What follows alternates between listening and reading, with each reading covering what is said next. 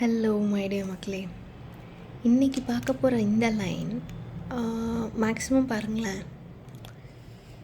Like இப்போது எனக்கு சடனாக ஞாபகம் வர ஒரு விஷயம். இப்போ ரஹ்மான் அவர் எல்லா புகழும் இறைவனுக்கேன்னு சொல்லும்போது அந்த இடத்துல என்ன சொன்னோம்? He won the Oscar, but அந்த கிரெடிட்ஸ் எல்லாமே இறைவனுக்கு கொடுத்துட்டாரு. How simple he is, how down to earth he is சொல்கிறோம்ல. அதே மாதிரி தான் எல்லோரும். ஸோ ஏன் செலிப்ரிட்டிஸ் இங்கே எடுக்கிறேன்னா அவங்கள தான் சொன்னால் ஈஸியாக எக்ஸாம்பிளாக இருக்கும்.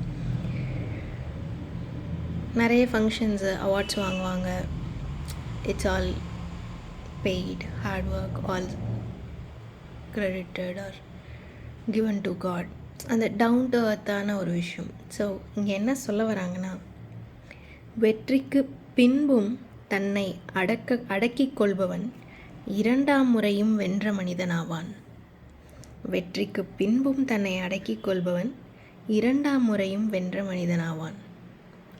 நம்மளும் வின் பண்ணுவோமே, சிந்தித்து செயல்படுவோம்.